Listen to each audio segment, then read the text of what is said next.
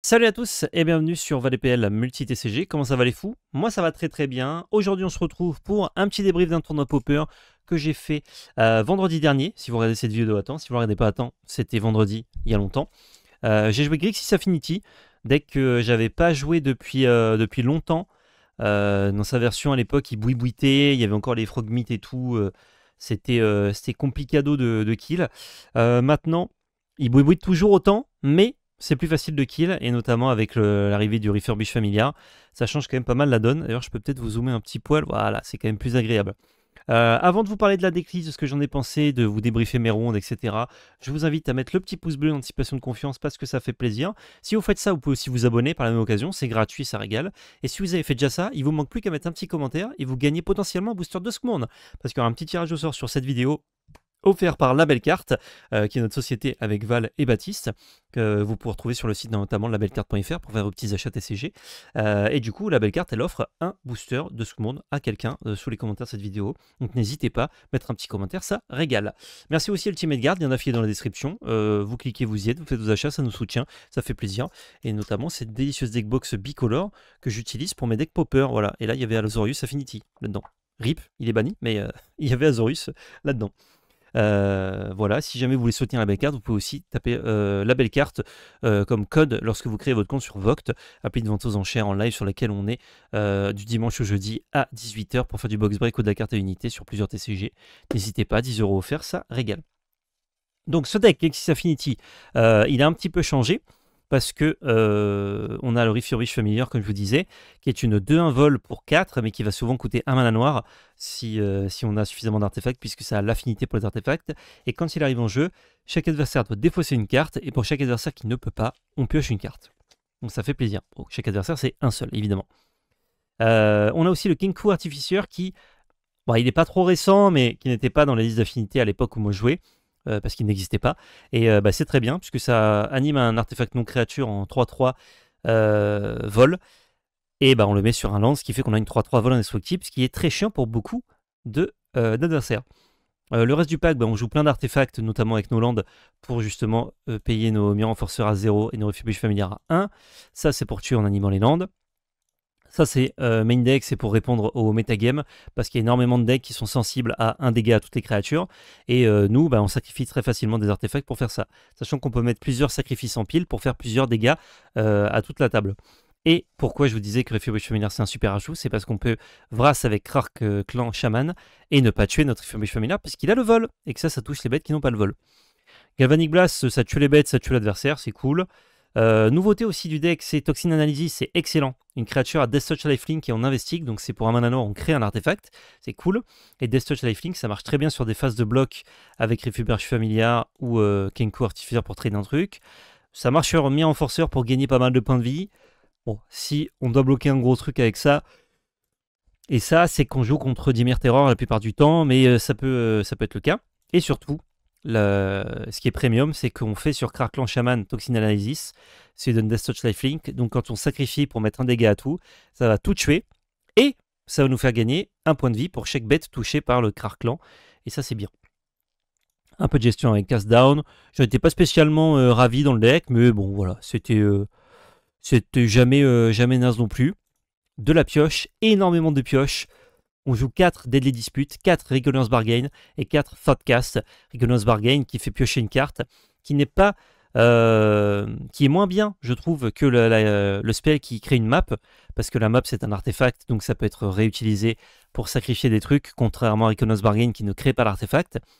Mais par contre, avec Refurbish Familiar ou Mirror Enforcer contre les decks aggro, ça permet de gagner beaucoup de points de vie, surtout 4 points de vie de Refurbish Familiar sur une bête qui contre aggro n'est pas très bien parce qu'elle bloque pas ouf. C'est assez bien. Et donc franchement, top. Thoughtcast qui permet de piocher 2 pour un mana bleu. Blood Fountain qui est excellent parce que c'est un artefact qui crée un artefact. Donc pour un mana noir, on en crée 2. Donc l'affinité monte très vite. Le Blood Token, on s'en fout un peu. On peut le sacrifier avec justement Deadly Dispute, Reckoner's Bargain, haut la main. Et on peut reprendre des bêtes. Notamment, c'est très important parce qu'on se fait gérer parfois nos Refurbish Familiar ou nos Mirror Enforcer ou nos Kenku Artificer. Ça nous permet de les reprendre avec notre Blood Fountain, notamment parce qu'on se gère nous-mêmes nos Kenku avec nos Krark Clan Shaman, et du coup on peut sacrifier le Blood Fountain, reprendre le Krark, reprendre le Kenku. Ça fait un peu des boucles, tu connais, c'est pas mal. Candy Trail, petite nouveauté, pas tout le monde les joue. J'ai testé, pas mécontent, mais pas non plus satisfait à 100%. Ça scry 2 quand ça arrive en jeu, et on peut le sacrifier pour 2 pour gagner 3 points de vie et piocher une carte. Pourquoi pas? Pourquoi pas, ça renforce un peu le match-up aggro, le match-up contrôle aussi, c'est cool. Nil Spellbomb, alors moi, la petite différence que j'ai avec cette decklist, c'est que je n'en avais qu'un de Nil Spellbomb, donc j'ai mis, je ne sais plus, je crois que j'ai mis un Galvanic Blast de plus, quelque chose comme ça. Je n'ai pas retrouvé ma deuxième Nil Spellbomb, mais c'est pas très grave, hein, ça ne sert que pour exiler les cimetières et se remplacer en piochant une petite carte. Ichor Wellspring, ça sert juste à piocher beaucoup de cartes sur nos effets de sacrifice et à faire le compte d'artefacts.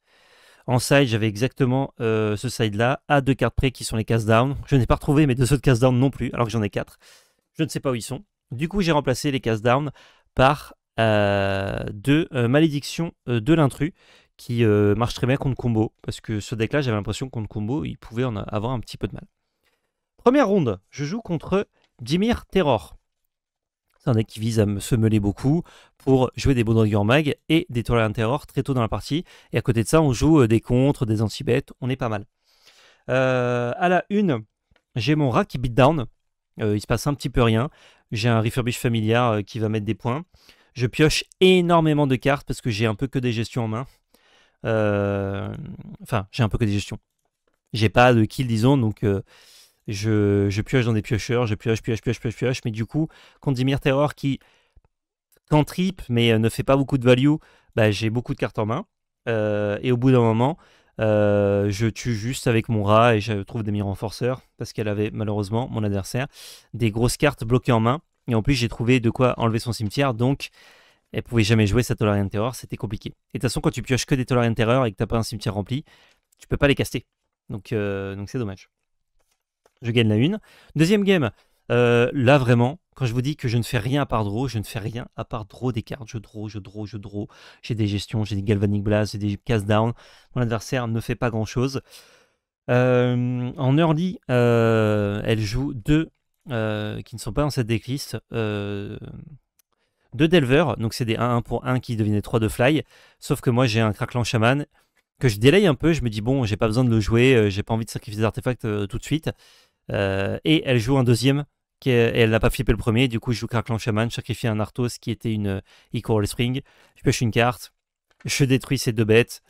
On n'est pas trop mal. À part ça, du coup, elle ne fait pas grand chose. Puis je trouve un rat. Elle le gère. Je récupère un rat et un mire qu'elle m'avait géré en début de partie avec une Blood Fontaine. Elle regère mon mire. Je bite dans nos rats, elle gère mon rat. Je reprends avec notre Blood Fontaine, mon rat, mon mire. Et du coup, bah, je l'ai comme ça à la fatigue. Sachant que en early, vu que j'avais rien à faire pour ne pas me discard. Ah oui, non, pardon, c'est pas un Galvanic Blast que j'ai rentré à la place de Nidspellbomb, c'est un enchantement qui, pour 2 mana rouges, tu le poses, et pour 1 mana, tu sacrifies un artefact ou une créature, tu mets 1. Et du coup, bah, j'ai sacrifié tous mes lands à la fin pour clore la partie, puisqu'elle n'avait pas d'interaction. Et je l'ai tué en mettant 8 ou 10 points, je crois, avec le land. Ah, j'ai mis 7 points, exactement, là, je l'avais noté. Donc je gagne 2-0. Deuxième ronde, la terreur du format, Kuldota. Kuldota Raid. Alors, c'est pas ces decklists-là exactement, hein, je vous montre des decklists à peu près. Bon, de toute façon, Kuldota, il n'y a pas beaucoup de versions différentes. Cette version-là, on joue un petit peu gobelin, on a la grenade goblin, même si bon, naturellement on a beaucoup de gobelins dans le deck, notamment pendant avec Kuldota. Le but de ce deck-là, c'est d'être très aggro, on bourre l'adversaire, on va sacrifier des artefacts pour faire 3-1-1 pour 1, et on va les buffer avec ça pour 2 mana rouges. On donne +1/+0 à tout, et on bagarre. Première, je mulligan à 5, j'ai énormément mulligan avec ce deck. Je mulligan à 5, je me fais bourrer, double blast, il finit au point près, il top deck la petite foudre qui me met 3, nickelus, on n'en parle plus. Bon, même si la top deck est pas, j'étais suffisamment mal pour ne pas m'en sortir, même si piocher 2 montagnes d'affilée. À la 2, ensuite, je me fais bourrer, mais c'est full blast, donc ça veut dire qu'il me descend bas en point de vie, et il ne fait pas de value avec ses créatures, il peut pas, enfin, c'est des points de vie que je perds avec les blasts, mais du coup c'est une carte utilisée, c'est pas une créature qui va me mettre plusieurs points de dégâts. Comme vous l'avez vu, j'ai pas beaucoup de créatures moi, surtout qui bloquent, j'ai pas grand chose. Ça c'est la terreur contre son deck, ça gère bien ses bêtes. Et ça bloque très bien. Mais ça et ça, c'est mi-figue. Enfin, ça peut animer un truc. Mais souvent, le tour où ça arrive, pour bloquer, c'est tour 4. Donc c'est très lent. Donc je me fais bourrer. Mais comme il est full blast, j'arrive à stabiliser. J'arrive à faire double vrasse notamment avec justement mes craquelants chaman, j'en ai 2. Puis ensuite, je commence à beatdown. Et là, je le tombe assez vite. Il passe de 18 à 15, 12, 9, 6. Et il meurt. Et il n'a jamais réussi à me tuer. Sachant que j'avais regagné un peu de points de vie en sacrifiant. J'étais tombé à 2. Je suis repassé à 6 en sacrifiant un rat. Justement avec ce spell-là. Et ensuite, il me retombe à 2. Mais puis carte en main, il n'arrive pas à me tuer. Je crois que j'avais en plus un contre-main. J'avais Hydroblast au cas où. Donc pour le coup, j'étais assez safe.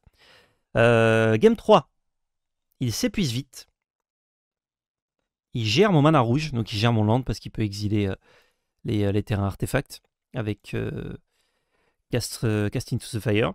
Mais du coup, ça, même s'il me gère un rouge, ça lui coûte de la tempo, ça lui coûte une carte en main. Donc moi, ça me va. Ça me va, oui et non, parce que ma main est composée de 5 cartes rouges quand il me fait ça. Du coup, on va pas faire grand-chose avec 5 cartes rouges et aucune source de rouge. Mais j'ai le board, donc on peut un peu faire des trucs. Il trouve rien. Je swing 3 fois en remontant un peu mes points de vie avec le trick, c'est un mana noir, donc je repasse de 9 à 12 au cas où. J'ai une vrasse backup si jamais. Et du coup, comme il ne trouve rien et que moi, je débloque mon rouge, et je gagne cette partie, passer de 18 à 12 à 6 à 0. Et ça régale. Donc là, on est à 2-0. Il y avait 5 rondes et 20 joueurs, pardon, je ne l'ai pas dit au début, excusez-moi. Ensuite, j'affronte le collègue, le J. Comment il va, le J? Le J, il joue Elf. Alors une decklist très proche de ça, encore plus grid même parce qu'il joue pas 13 forêts, je crois qu'il en joue 9 ou 10 il me semble. À la une, je mulligan à 4. J'ai une main qui est moyenne à la première et je dis bon, je sais ce qu'il joue, je sais qu'il joue Elf, je sais que cette main ne va rien faire, je vais me faire éclater, donc je la mulligan. C'est une main qui ne gagnait pas. Deuxième main 0 land, troisième main 0 land. Mulligan à 4. Je garde une main qui est ok, pour le coup, c'est une assez bonne main, mais j'ai que 4 cartes. Donc, t'as beau avoir une main de fou à 4 cartes, c'est pas dingue. T3, mes amis. Il crée un board que je ne peux solutionner. Tour 3, il a un board létal. Il m'a pas encore attaqué, il me pose un board qui me met 20 points de dégâts. Il n'y a plus de cartes en main. Et en plus, il a des grosses bêtes, ce qui n'est pas forcément le cas dans Elf. Il a une 5-5 et une 4-4. Donc pour moi, c'est dur à gérer son board avec des 5-5 et des 4 cartes en plus. Je me dis, bon, c'est chaud. Je commence par piocher 2 cartes avec Deadly Dispute. Donc ça me coûte que 1 mana. Je trouve Craquelant Shaman. Il faut que je trouve ça. Donc je me dis, ok, mais je vais devoir sacrifier tout mon board. Ça va être chaud quand même. Et je gère pas tout. Et si j'ai plus de board et qu'il a encore une 5-5 et potentiellement une 4-4 sur le board, il va juste me bourrer avec et je vais mourir. En 2-3 tours.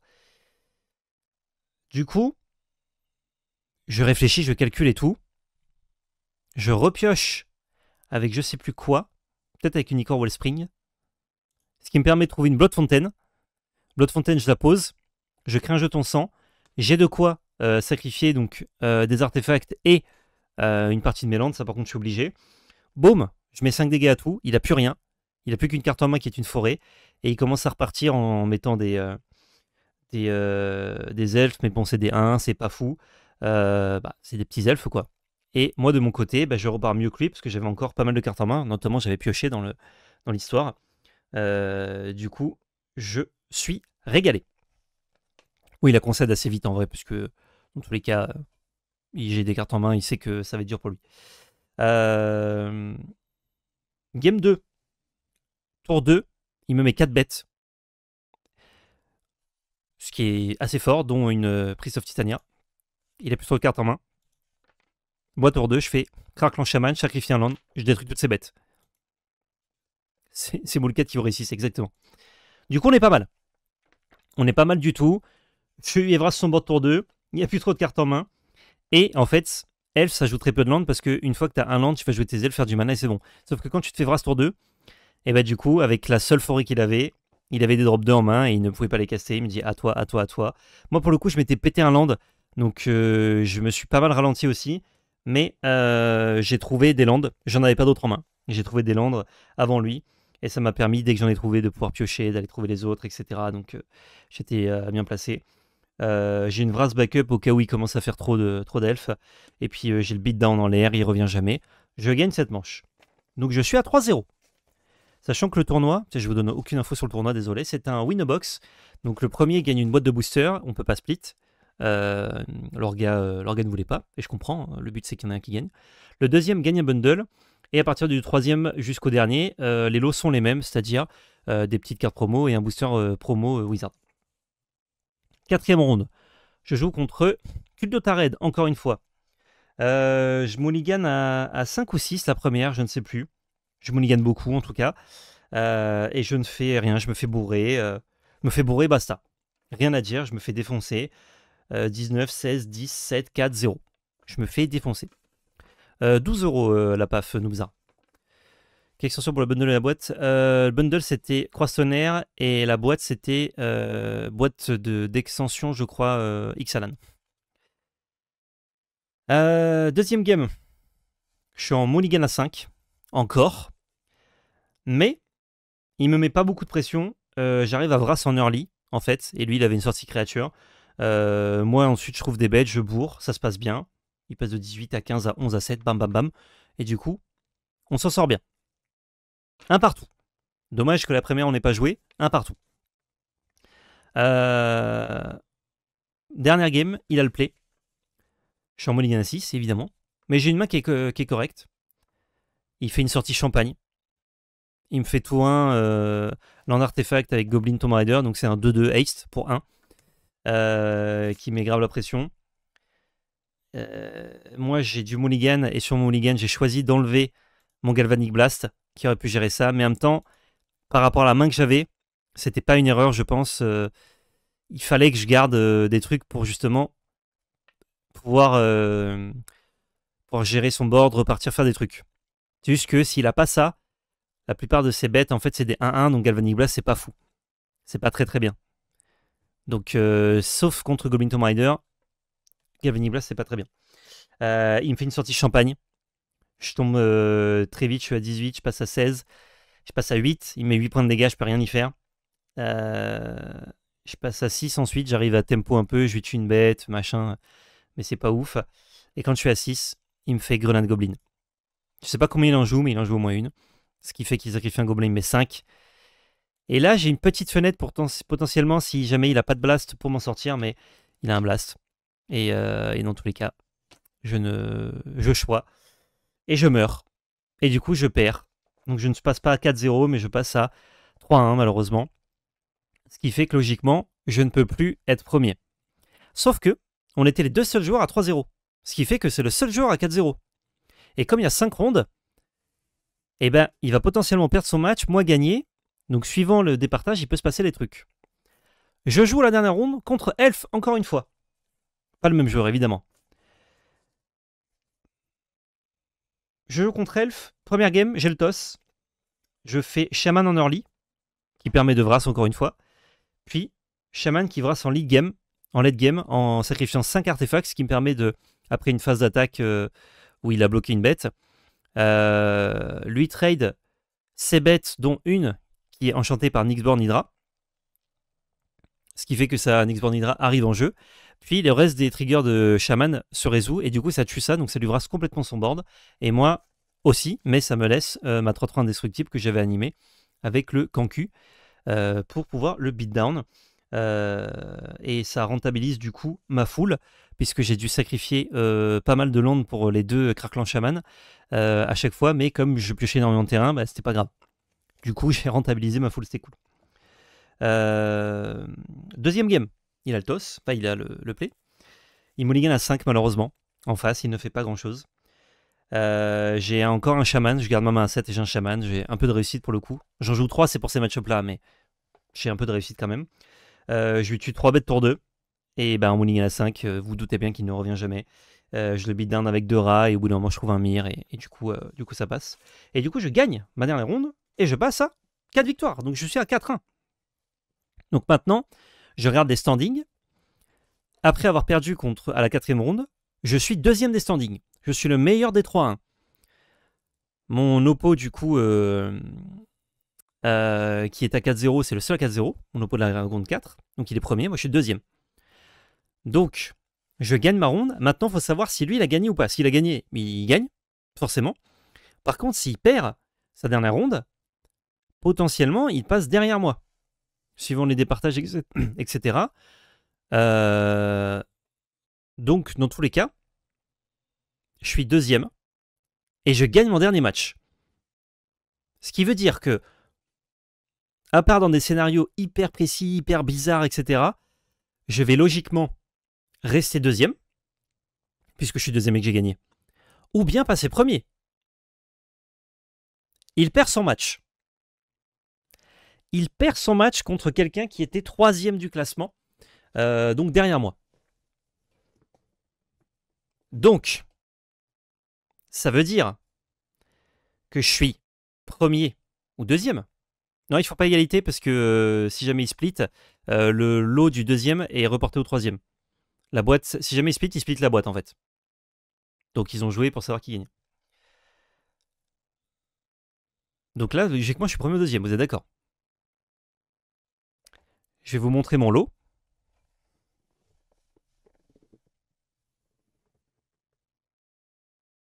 J'ai fini troisième. Je suis deuxième à l'issue de la quatrième ronde. Je gagne ma dernière ronde. Je suis en 4-1. Je finis troisième. Ben non, T3. Ça te semblait logique, Gono? Parce que pour le coup, ça a étonné tout le monde au tournoi. Enfin, ça a étonné. Il y a une logique, hein. C'est pas juste la magie. Mais en fait, ça s'est joué au goal average. Comme mon adversaire, du coup, de la ronde 4 a perdu et qu'il m'a battu, il est devant moi. Et du coup, comme il a battu celui qui m'a battu, il finit. Enfin, l'autre joueur, du coup, finit devant moi. C'est pas grave, c'est la vie. J'en aurais pas fait grand chose de ce lot de ce bundle. Mais du coup, j'ai appris, j'ai découvert que on peut être deuxième, gagner, passer troisième. Parce qu'on était 20 aussi, ce qui est un nombre un peu bizarre pour les rondes, ce qui a créé ça. En fait, comme il y avait avec le nombre une potentialité d'avoir 2 joueurs à 4-0, on a joué 5 rondes, alors qu'en fait, à la suite de la quatrième, il y avait qu'un joueur à 4-0, donc ça aurait dû s'arrêter, lui être premier, moi être deuxième. Mais comme on a dû refaire une ronde, ça m'a doom. T'as acheté une boîte sur le champ pour établir ton justice? Non, pas du tout. Non, en vrai, je m'en fous un peu, c'est juste que, bon, bah... C'est frustrant d'être deuxième et de gagner et d'être troisième, quoi. J'ai regardé pendant des années, et oui, au bout de ton histoire. Ok, bah écoute, même les organisateurs du tournoi, ils étaient assez étonnés. Donc, c'est quand même un cas qui doit être plutôt rare, je pense. C'est horrible, ça, à la place du con, ouais. Ouais, bah en plus, troisième, j'ai eu un booster promo de plus, avec rien dedans. Booster promo, c'est des boosters Wizard, vous savez où il y a 2 cartes dedans. Du coup, je suis un peu en mode bon. Et j'ai eu 2 cartes promo Banyan Popper aussi, des Monastery Swift Spear. Dommage. Donc voilà. Mais, je finis quand même troisième sur 20 ou 21 joueurs, je sais plus. Il y avait un bail, ouais, donc on était 21. Et des Grixis Affinity, très très bon deck. J'ai pas tout le temps optimisé, je pense, j'aurais pu un peu mieux jouer certaines lignes de play. Et lequel a fini premier, c'était Kuldotaret du coup. Et l'autre joueur qui l'affrontait, je ne sais plus ce qu'il jouait. Du coup, ouais, Kuldota, Grixis Affinity, super deck. Franchement, cette decklist, elle me convenait bien. J'ai pris la decklist de Vini Torres, qui a fait premier à un tournoi à Rio de Janeiro.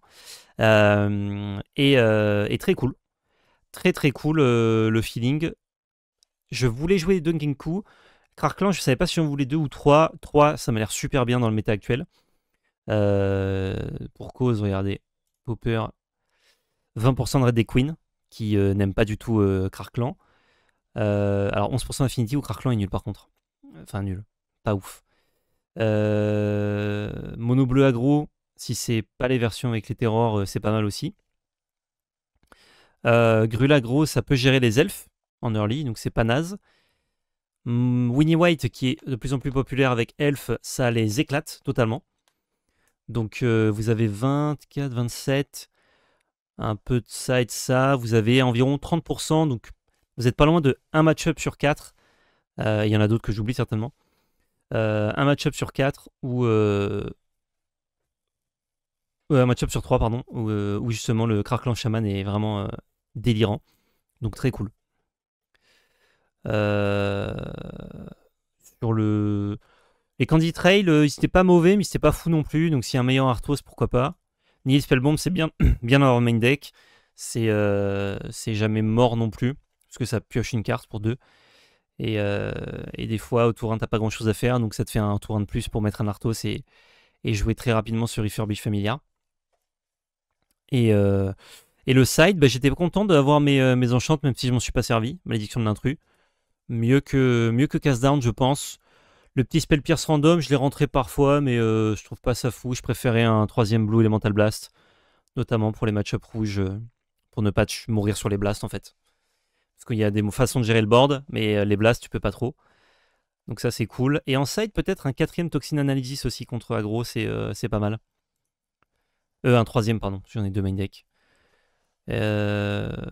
Donc ouais, Spell Pierce et Cast Down. Spell Pierce, ça deviendra un Blue Elemental Blast, je pense, dans ma version. Et Cast Down, j'aime bien que ce soit une malédiction de l'intrus, mais j'ai pas affronté combo, donc je ne sais pas.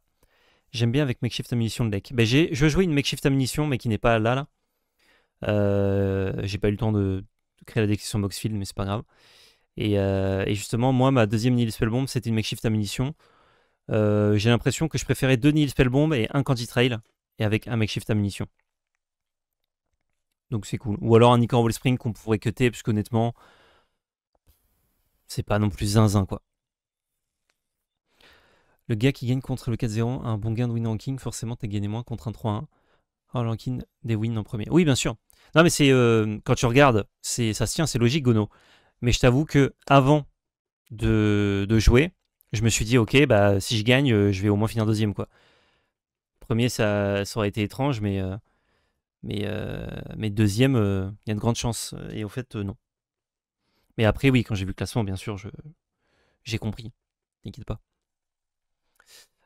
Tu sais combien coûte le deck environ pour Grixis Affinity?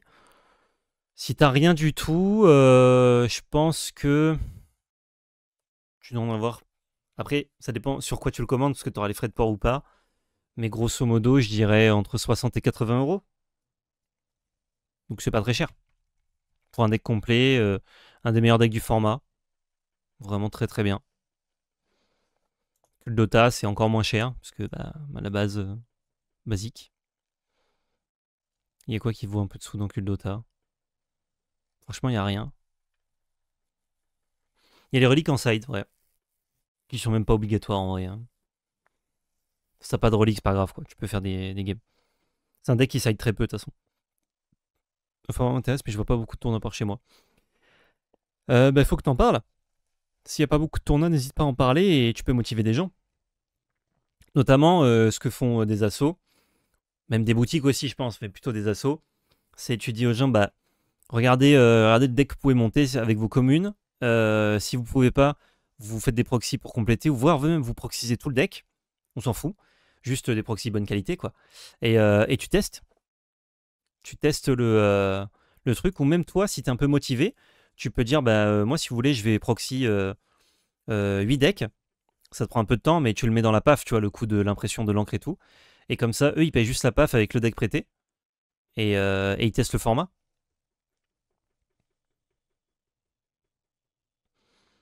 Grosso modo, les decks coûtent pas grand chose, mais je comprends que t'as quand même pas envie de mettre entre 50 et 100 euros dans un deck pour ne pas le rejouer si t'aimes pas, quoi. Et bah, t'as joué ceci, que je vais prêter, Winnie White, que j'avais envie de tester. Mais ça m'allait qu'il le joue pour ce tournoi-là. Et il a adoré. Il a pas fait un résultat de fou, je crois. Il a fait, je crois qu'il a fait 2 victoires, 3 défaites. Un truc comme ça. Si je dis pas de bêtises. C'est la première fois qu'il jouait le deck et il a adoré. Il me dit franchement, tu fais plein de value, t'as tout le temps des trucs à faire, entre tes spells flashback, tes indices à sacrifier, la value avec ton core Skyfisher, ton Militia Bugler, etc. Traben Charm, MVP, hein, trop bien. Et du coup, il a kiffé le deck et je pense qu'il le rejouerait un prochain popper, à mon avis. Ou alors Kuldota Red, il aimerait bien aussi. Je devais lui monter Kuldota, mais je me suis aperçu qu'il me manquait 2 cartes très importantes du deck. Je croyais avoir commandé, en fait, non. Donc voilà. Ça conclut ce débrief popper. Je vous laisse là, YouTube. Comme d'hab, vous me dites ce que vous en avez pensé en commentaire. Vous me dites ce que vous jouez vous en popper, si vous jouez en popper, ou ce que vous comptez jouer si vous voulez vous y mettre. Je vous fais des gros bisous. Je vous dis à très bientôt, et surtout n'oubliez pas, c'était de la belle magie.